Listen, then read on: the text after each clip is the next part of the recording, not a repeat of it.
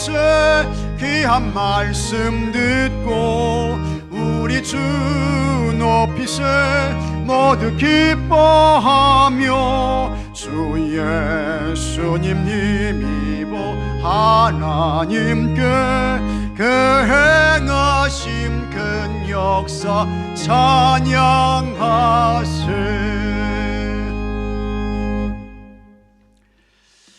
미국 뉴욕 주립대학교의 의대 학장인 마이클 로이즌 교수가 생체 나이 고치기란 책에서 실제 나이보다 젊게 사는 비법 78가지를 말했습니다.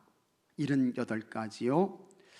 그 중에서 몇 가지를 여러분들에게 좀 소개를 해보겠습니다. 먼저, 많이 웃고 살아라. 8년 젊어진다.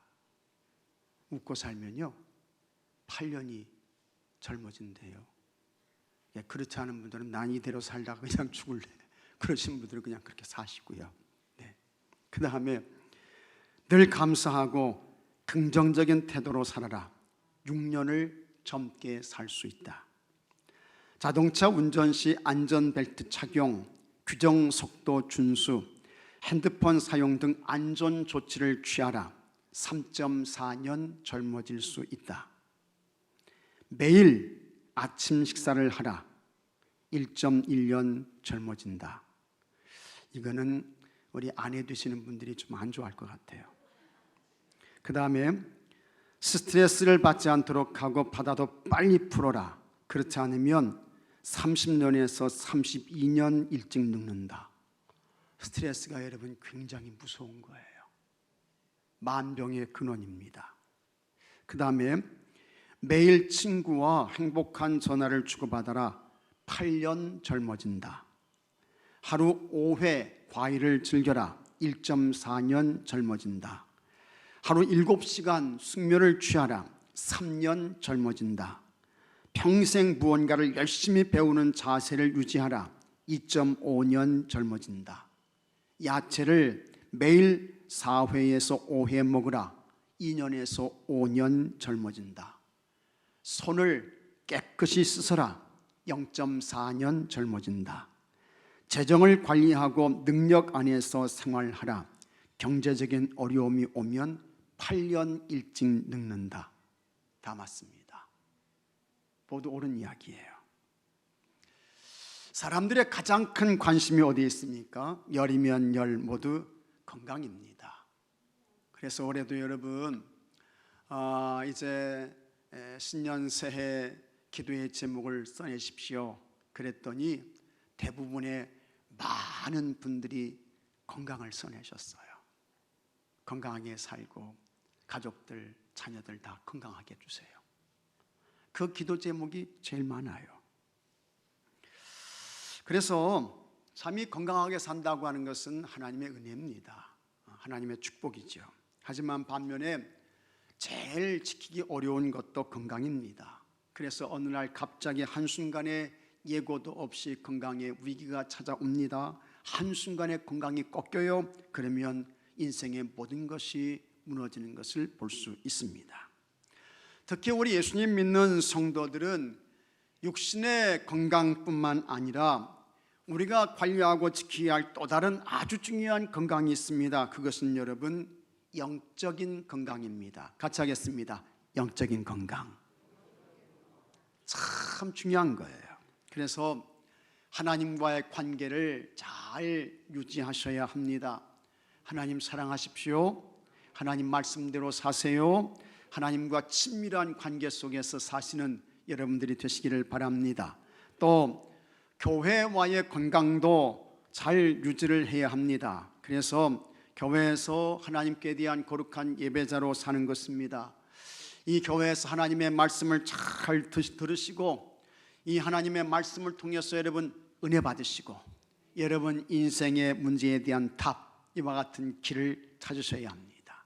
또 주변에 있는 사람들과도 건강한 이 관계를 잘 유지하셔야 됩니다. 교회 안에서는 성도들과 좋은 관계를 유지하셔야 되고요. 그러기 위해서는 항상 축복하면서 하십시오. 축복하면서. 그 다음에 격려하면서, 위로하면서 사시는 거예요. 가정도 지켜야 합니다. 가정은 하나님께서 세워주신 거룩한 공동체입니다. 그래서 가정천국을 이루어야죠. 하나님의 임재를 경험할 수 있는 곳이 되어야 하는 것입니다. 여러분, 2022년에 가정마다 다 가정예배에서 나눠드렸어요. 그거 책꽂이에 그냥 꽂아 놓으라고 드린 거 아닙니다. 온 가족이 다 함께 모이셔서 하나님 앞에 가정예배 잘 드리시고, 할렐루야! 가정예배 잘 드리셔요. 가정예배 잘 드리시고 하나님과 아주 친밀한 관계 속에서 하나님과 동행하시고, 그 다음에 여러분의 가정이 하나님이 왕이 되시고, 하나님이 주인이 되시고, 하나님이 통치자가 되시고, 이와 같은 가정을 잘 이루셔야 합니다. 그 다음에 여러분 자신들도 영적으로 건강을 잘 지켜야 합니다. 하나님께서 우리에게 모든 것을 주셨어요. 생명 주셨죠, 건강 주셨죠, 시간 주셨죠, 재능 주셨죠. 이와 같은 모든 것들의 주인이 하나님이십니다. 그래서 우리가 받은 것 가지고 하나님 나라와 하나님 영광을 위해서 쓰셔야 하는 것입니다. 그것이 자기 자신을 영적으로 아주 건강하게 잘 관리하고 지켜내는 방법이 되는 것입니다. 그런데 이러한 모든 것들이 먼저는 육신적으로 우리가 건강해야 이와 같은 일들을 감당해낼 수 있어요. 그래서 육신의 건강을 잃게 되면 여러분, 마음은 원인데 육신이 병들어서, 육신이 약해서 이와 같은 일들을 하지 못하게 되는 것입니다. 그러므로 항상 영육 간의 강건함을 위해서 기도하시는 여러분들이 되시기를 바랍니다. 이것은 그저 내가 내 몸 하나 편안해서, 내 몸 하나 건강해서 나 하나 잘 살아보자, 그런 의미에서의 기도가 아닌 것입니다. 내가 영적으로 건강해야, 육신적으로 강건해야 하나님께 주시는 힘과 능력 가지고 참 주님 영광을 위한, 하나님 나라와 교회를 위한 복된 삶을 살아낼 수 있는 것입니다. 그래서 항상 영적으로, 육신적으로 건강해서 여러분 하나님께서 맡기신 사명과 책임을 잘 감당하고 하나님께 영광을 올려드리고 하나님의 은혜와 복을 받고 누리는 여러분들이 되시기를 축복합니다. 오늘 마가복음 5장 25절은 이렇게 시작됩니다. 12회를 혈루증으로 알아온 한 여자가 있어. 안타깝게도 이 여인은 건강하지 못했습니다. 혈루증을 앓았어요. 이 혈루증은 여성병입니다. 여성이 하혈을 하는 거예요. 몸에서 피를 쏟습니다. 몸에서 피가 빠져나가니까 어지럽습니다. 얼굴이 창백해요. 핏기가 없습니다. 몸에 힘이 빠집니다. 기운이 없습니다. 조금만 움직여도 숨이 턱까지 차오릅니다. 숨을 몰아서요, 조금 더 심하면 탈모가 오게 되고, 여기서 더 나가게 되면 손톱이 빠져나갑니다. 발톱도 어느 날 빠져나가서 없어요. 아주 무서운 병입니다. 삶의 모든 의욕을 빼앗아가는 못된 병이 혈루증인 것입니다. 여기서 끝이 아닙니다. 율법은 혈루증 여인을 모든 것에서부터 단절시킵니다. 차단시켜요. 그래서 혈루증이 있게 되면 그 사람은 부정한 사람이 되는 것입니다. 사람들과의 관계가 끊어집니다. 사람과 접촉하게 되면 혈루증 여인이 접촉한 그 사람이 부정한 사람이 되는 거예요. 물건에 닿았으면 그 물건도 부정해져요. 그러니 사람들이 만나주지 않습니다. 정상적인 일상생활을 할 수 없어요. 철저한 소외자가 되는 것입니다. 결혼한 후에 유출병, 혈루증이 왔어요. 그러면 이것은 합법적인 이혼 사유가 되었습니다. 그냥 남편에게 버림받는 것입니다. 자녀들로부터 버림을 받아요. 성전에 못 갑니다. 회당 예배에 참석할 수 없습니다. 출입 금지입니다. 공동체에서 차단을 당했습니다. 개인적으로 접촉이 불가입니다. 그야말로 혼자가 되는 것입니다. 자기 혼자만 남게 되는 거예요. 그런데 이 여인의 혈루증은 12년 동안 계속되었습니다. 여기 12는 단순히 숫자적 의미의 12년을 뜻하지 않습니다. 12라고 하는 숫자는 10에 2를 더한 수입니다. 유대인들에게 10은 많은 것입니다. 가득 찬 거예요. 거기에 2이 더해졌습니다. 그러니까 12의 의미는 이제는 더 이상 이 땅에서는 어떤 치료의 방법도 없다는 것을 뜻하는 것입니다. 완전 이건 불치병이라고 하는 것입니다. 실제로 이 여인은 치료의 방법을 찾기 위해 부단히 노력했습니다. 안 해본 것이 없어요. 그러나 치료하면 할수록 그녀의 병은 더 악화되는 것입니다. 오늘도 세상의 삶을 살 때에 살면 살수록 어려워지는 분들이 있어요. 힘들어지는 분들이 있어요. 그런데 이 여인이 바로 그런 거예요. 치료하면 할수록 좋아져야 되는데, 나아져야 되는데, 좀 괜찮아져야 되는데, 병에 차도가 있어야 되는데 더 중해지는 거예요.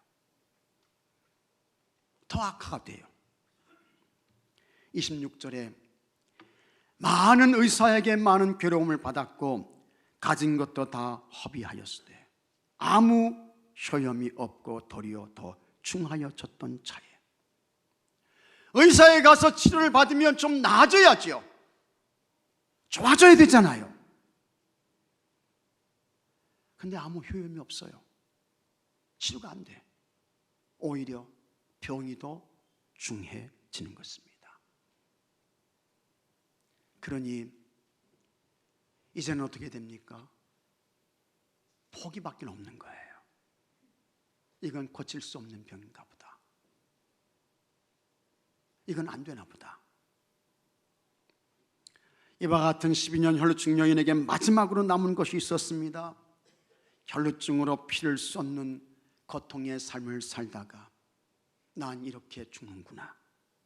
어떤 희망도 보이지 않았습니다. 그런데 여러분, 이 여인이 기적적으로 고침을 받습니다. 혈루증 여인이 나음을 얻어요. 어떻게 이 여인에게 치유와 회복이 있게 되었을까? 첫째로 예수님의 소문을 들었습니다. 이게 첫 번째예요. 27절 앞부분에 예수의 소문을 듣고 했습니다. 같이 한번 해보겠습니다. 예수의 소문을 듣고, 다시 한번요. 예수의 소문을 듣고. 여기서부터 시작됩니다. 예수라는 분이 있는데 그분에게 가면 어떤 병이든지 낫는다더라. 걷지 못하는 사람이 걷고 보지 못하는 사람이 보고 나병 환자가 깨끗함을 받았다고 하더라. 심지어는 죽은 사람도 살아났다고 하더라. 예수님께 대한 소문을 들었습니다. 들은 것이 이 여인에게 복이 되었습니다. 들은 것이 치유와 회복의 출발선이 된 거예요. 들은 것이 기적의 시작점이었습니다. 그러나 여러분, 그 당시에 사실은 예수님께 대한 좋은 소문만 있는 것은 아니었습니다. 사람들은 예수님을 향해서 미쳤다고 했습니다. 심지어는 예수님의 친족들, 가족들까지도 예수님을 향해서 예수 미쳤네, 예수님이 미쳤나 봐, 그런 이야기를 했어요. 또 예수님은 율법을 무시하고 유대계의 전통을 부정하는 이단자라고 했습니다. 귀신의 힘으로 병든 사람을 고친다고 했습니다. 귀신의 왕으로요. 귀신의 왕이 뭡니까? 바알세불로 힘입어서 병 고친다고. 사람들이 그런 소문을 냈어요. 또 예수님은 사람들을 소유케 하는 선동자라는 소문도 있었습니다. 그러나 12년 혈루증 여인은 예수님께 대한 좋은 소문을 들었습니다. 그러니 혈루증 여인의 귀는 복된 귀였습니다. 어떻게 12년 혈루증 여인이 예수님께 대한 복된 소문을 들을 수 있었을까? 그것은 여러분, 예수님께 대한 아름다운 소문을 퍼뜨리는 사람이 있었기 때문입니다. 소문은요, 신문을 통해서 나는 거 아니에요. 소문은 방송 통해서 나가는 거 아닙니다. 이 소문은 사람들의 입에서 입으로, 입을 통해서 전해지는 것이 소문인 것입니다. 그래서 발 없는 말이 얼마를 가요? 천리를 간다고 하잖아요. 근데 그 예수님께 대한 소문이 12년 혈루증 여인에게까지 온 것입니다. 그 소문을 들은 것이 12년 혈루증 여인을 살려내게 되는 것입니다. 여러분, 참 이 세상에 소문이 많아요. 정보가 많습니다. 그런데 그 많은 소문과 정보들, 소식들 가운데 우리가 전해야 할 가장 기쁜 최고의 소문은 예수님이신 줄로 믿으시기 바랍니다. 예수님이세요. 예수님. 우리가 전해야 할 가장 기쁜 최고의 소문, 예수님이세요. 우리 예수님 전해야 돼요. 예수님 소문 내셔야 합니다. 왜 그렇습니까? 예수님께만 죄사함이 있습니다. 예수님께 구원이 있어요. 예수님께 하나님 나라 천국이 있습니다. 예수님께 영생이 있습니다. 우리 예수님께 치유가 있습니다. 우리 예수님께 인생의 길이 있습니다. 답이 있습니다. 기쁨이 있습니다. 소망이 있습니다. 그러니 예수님께 대한 좋은 소문을 내시는 여러분들이 되시기를 축복합니다. 다른 소문 내지 마시고요, 어떤 누군가의 흠이나 부족함이나 결점이나 약함이나 그런 것만 하지 마시고, 그런 소문 내지 마시고요. 그거 안 되죠. 안 되는 거예요. 그런 세상적인 그런 세상 소문 절대로 내지 마시고 안 됩니다. 예수 소문 잘 내시기 바랍니다. 그래서 여러분을 통해 전해진 예수님의 소문을 듣고 많은 사람들이 영혼의 구원을 받고 인생의 모든 문제를 해결받는 은혜가 있게 되기를 바랍니다. 둘째로 예수님께 왔습니다. 이 여인은요, 소문 들은 것으로 끝난 거 아니에요. 지금도 세상 사람들 가운데 예수님 소문 들은 사람 많아요. 근데 거기서 끝나면 안 됩니다. 이 여인은 예수님께 왔어요. 그래서 27절 중간에 무리 가운데 끼어 같이 하겠습니다. 뒤로 와서 예수님께 온 거예요. 예수님께 왔습니다. 이 여인이 예수님께 오는 것은 쉽지 않았습니다. 성경에 보니까 이 여인이 예수님 뒤로 왔대, 그냥 왔나 보다, 우리가 그렇게 생각하면 안 됩니다. 이 여인이 예수님께 오는 데는 어려움이 있었습니다. 먼저 외적인 어려움이 있었습니다. 이 외적인 어려움은 뭐냐? 예수님이 계신 곳에는요, 언제나 많은 사람들이 모여들었습니다. 근데 그들 중에 대부분이 누굽니까? 남자예요. 남자들. 그 남자들의 틈을 비집고 여성이 그걸 이제 지나서 예수님께로 온다고 하는 거, 이거는 그 당시에 굉장히 어려운 외적인 어려움이었습니다.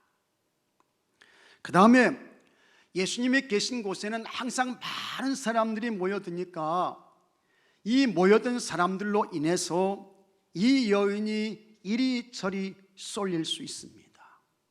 이 여인은 12년 혈루증을 앓고 있는 여인이에요. 몸에 힘이 없어요. 다리에 기운이 없습니다. 사람들이 그냥 왔다 갔다 하면서 그냥 그 혼잡한 가운데에서 그냥 쓸려가게 되면 넘어질 수도 있습니다.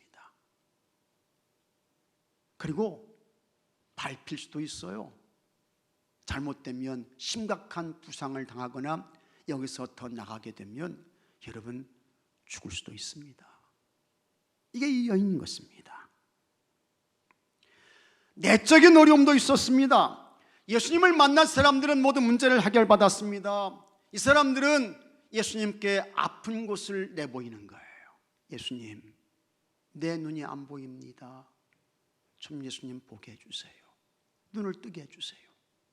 못 걷는 사람이 있어요. 예수님, 난 다리에 힘이 없어서 걸을 수가 없네요. 지금까지 한 번도 일어서지 못했습니다. 이 다리 예수님 보시죠. 좀 걷게 해주세요. 일어나게 해주세요. 손 마른 사람이 있어요. 손이 안 펴져요. 이 사람은 예수님, 내 손이 펴지지 않습니다. 예수님 좀 고쳐주세요. 이 손을 좀 정상으로 회복시켜 주세요. 나병 환자는 내 몸이 이렇게 상해가고 있습니다. 예수님 좀 고쳐주세요.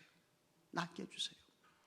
각각의 자기의 문제와 아픈 것을 내보이면서 예수님의 치유 회복을 부탁하는 거예요. 예수님께 도움을 구하는 것입니다. 그런데 여러분, 이 여인은 어떻습니까?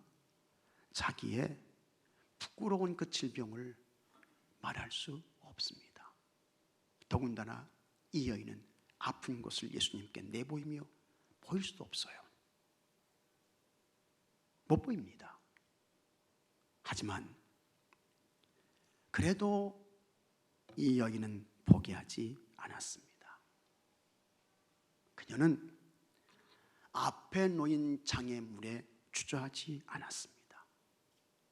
문제를 가지고 예수님께 와요.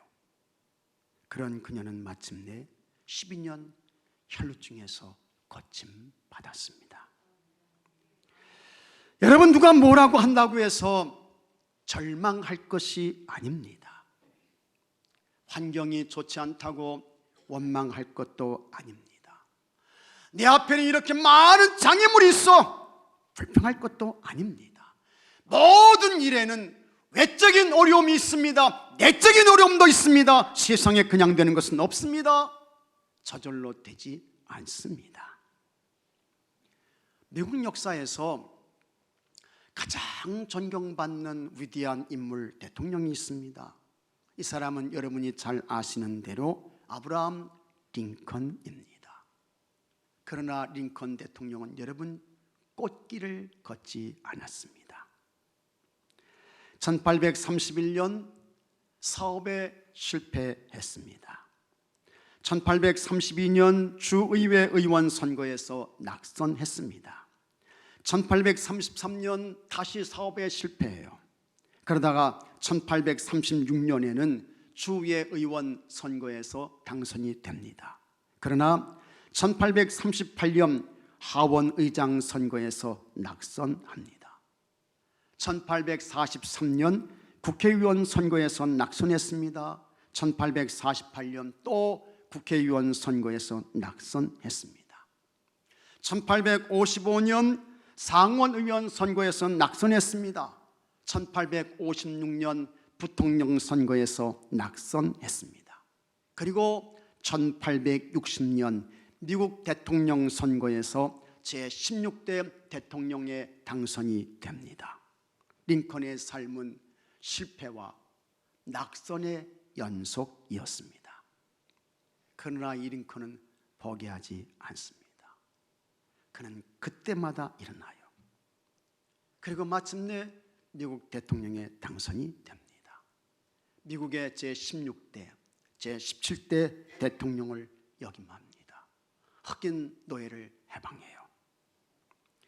이 링컨이 대통령에 당선이 되어서 이제 상원의회 회의장에서 대통령 취임식을 하게 되는 거예요. 그때에 한 연로한 귀족이, 원로죠, 이 귀족이 일어나서 링컨 대통령에게 이 취임식을 하게 되는데, 링컨 대통령에게 이 연로한 귀족 원로가 이렇게 말합니다.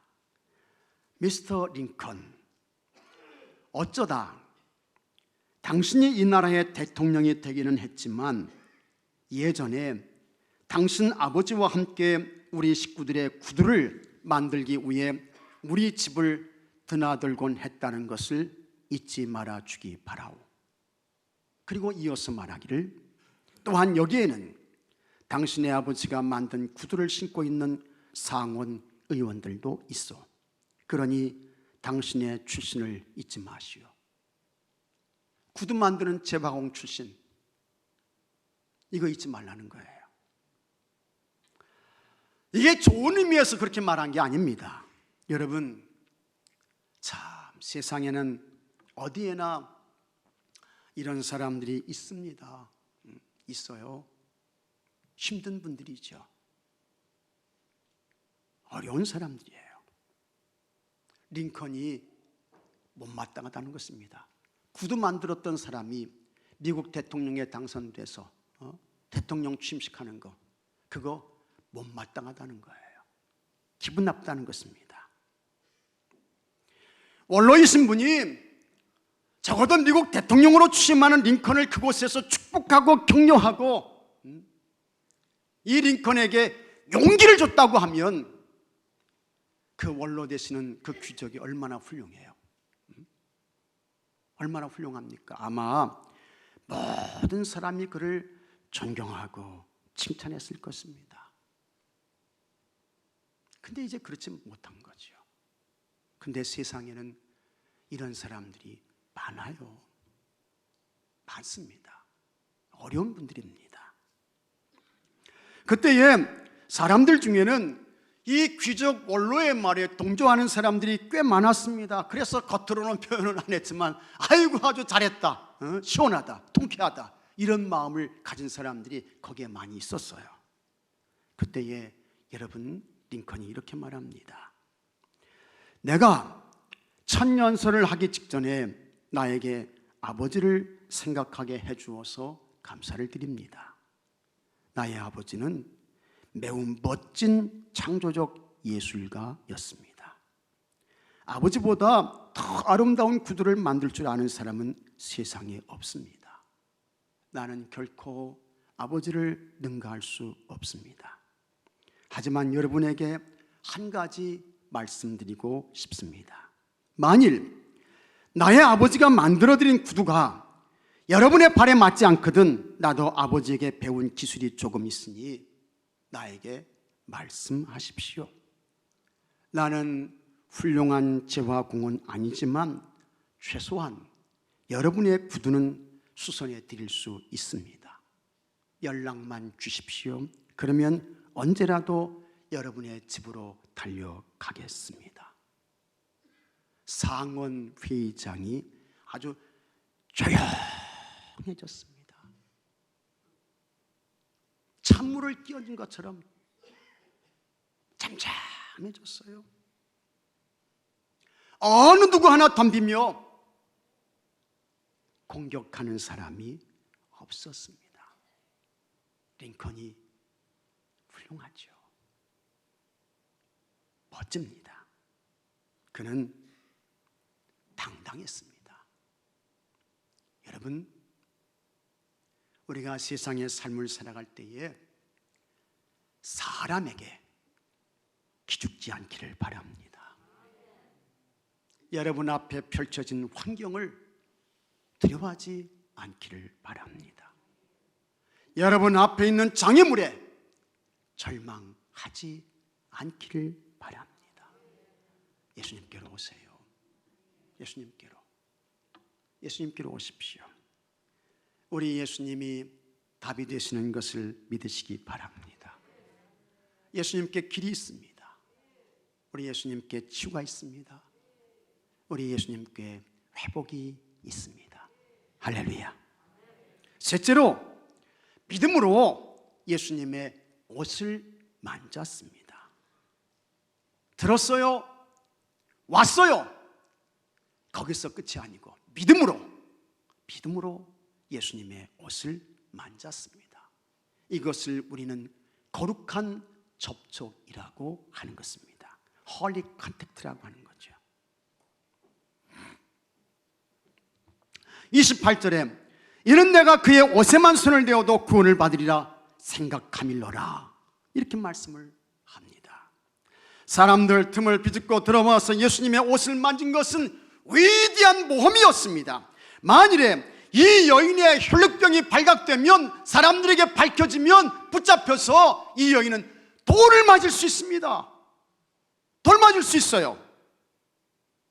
또 예수님의 옷을 만졌는데 예수님께서 옷을 만진 이 여인을 알아보시고, 너 누구냐? 너 왜 내 옷 만져? 이렇게 되면 여러분 어떻게 되는 것입니까? 왜 여인이 와가지고 예수님 옷을 만지는 거예요?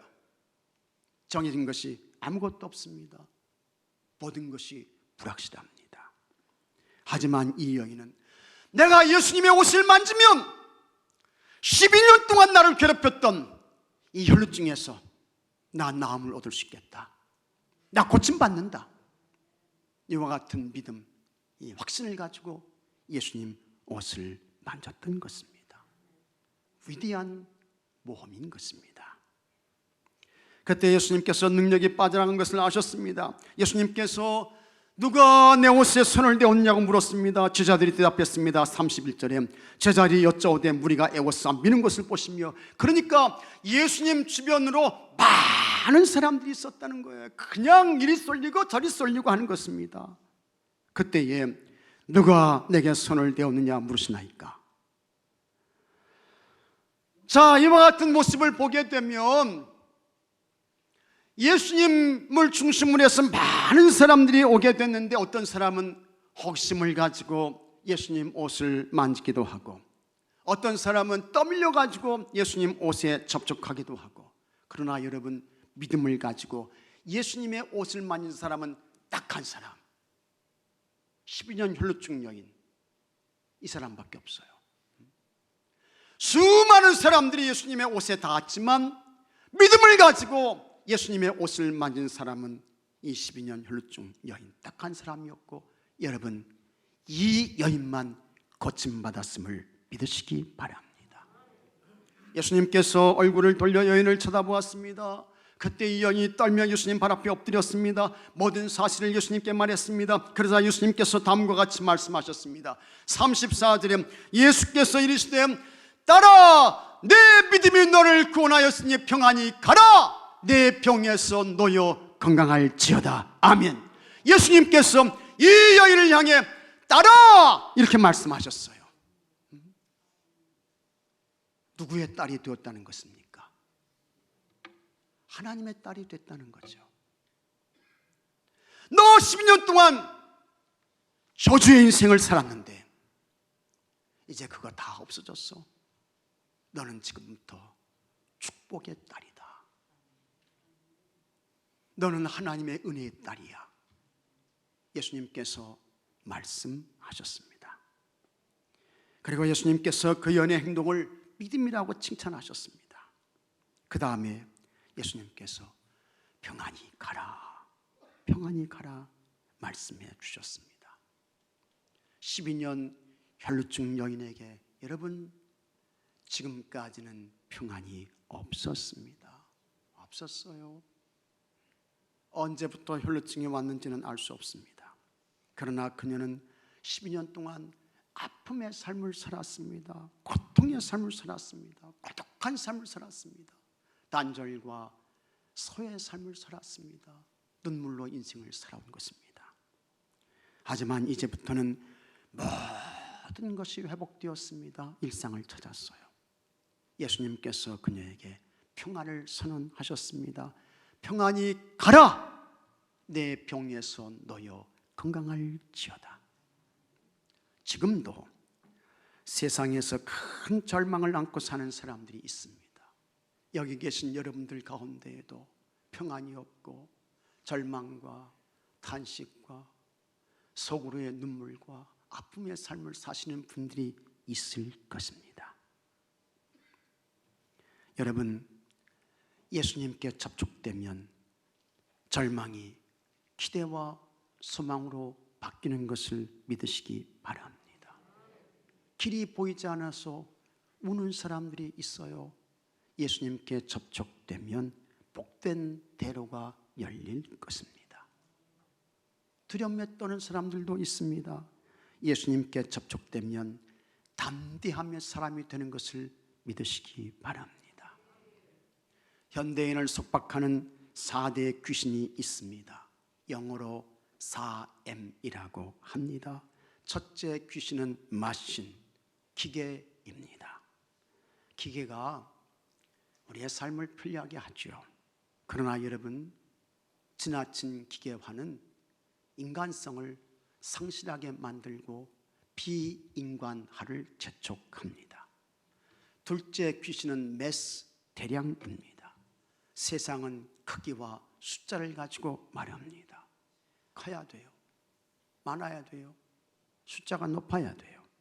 그러나 크기와 숫자에 농락당하면 자금의 가치와 의미를 알지 못하게 됩니다. 큰 것이 어떻게 무너집니까? 작은 것 하나가 부실해서 무너지게 되는 거예요.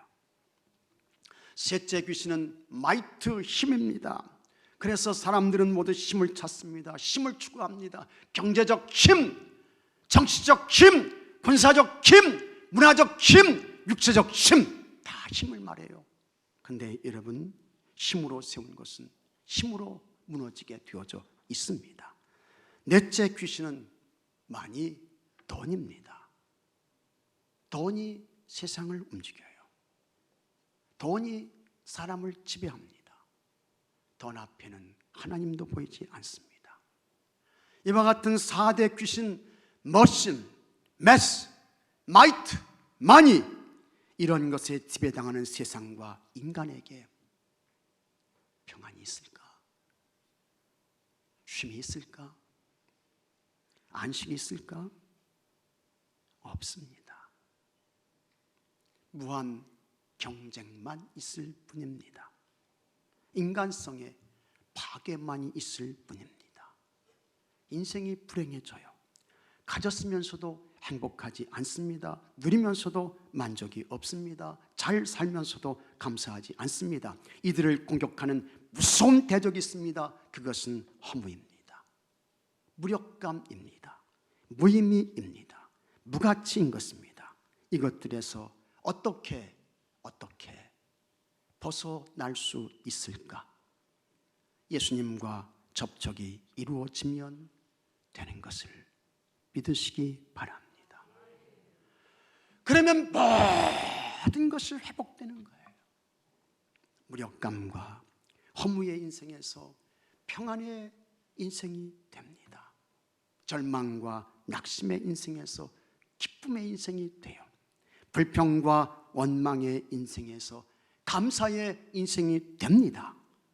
어떻게 그렇게 될 수 있습니까? 예수님께 접촉하면 됩니다. 왜 그래요? 예수님은 영원한 생명이기 때문입니다. 예수님은 영원한 빛이기 때문입니다. 예수님은 우리 영혼의 생수이기 때문입니다. 우리 예수님은 하나님 나라 천국의 문이기 때문입니다. 할렐루야. 여러분이 모든 날마다 예수님과 거룩한 접촉이 이루어져서 평안의 인생이 되고, 기쁨의 인생이 되고, 감사의 인생이 되고, 기대와 소망의 인생들이 되기를 바랍니다. 이 12년 혈루증 여인의 이름이 뭘까? 이 여인이 누구예요? 성경에 나와 있지는 않습니다. 그런데 성경 바깥의 문서인 외경에 보면 이 여인이 베로니카입니다. 접촉 이야기했고요. 베로니카는 예수님께서 십자가를 지시고 골고다 언덕을 오르실 때에 손수건을 내밀어서 예수님 얼굴에 묻은 피와 땀과 눈물을 닦아드렸던 여인입니다. 어떻게 그녀가 예수님께서 십자가를 지고 골고다 언덕을 오르실 때 그렇게 할 수 있었을까? 예수님께서 자기의 12년 혈루증을 고쳐주셨어요. 낫게 해주셨어요.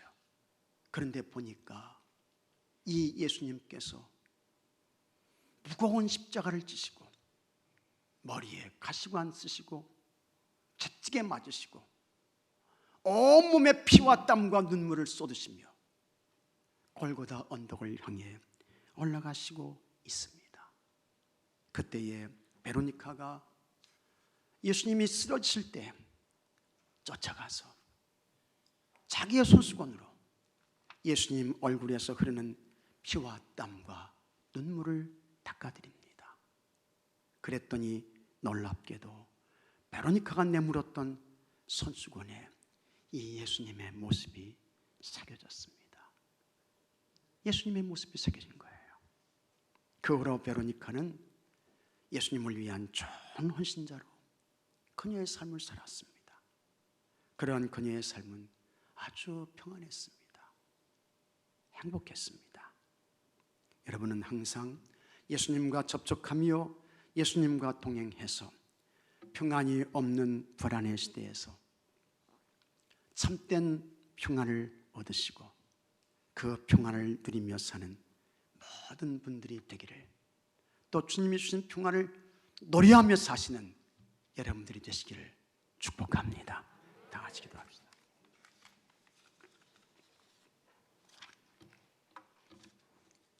우리는 예수님께 대한 좋은 소문만 내는 모든 성도들이 되게 하여 주시옵소서. 또한 아버지 하나님, 세상으로 가지 않게 하시고 예수님께로 와서 우리 인생의 모든 문제를 다 예수님께 내려놓고 우리 예수님과 거룩한 접촉이 이루어져서 불안과 불신과 두려움의 세상에서 예수님께 주시는 참된 평안과 기쁨과 행복을 누리며 사는, 또 예수님이 주시는 그와 같은 평안과 행복을 찬송하며 노래하며 사는 주의 성도들이 되게 하여 주시옵소서. 우리 주 예수 그리스도 이름으로 간절히 기도하옵나이다. 아멘. 이 시간 치유와 회복의 기도하겠습니다. 병중에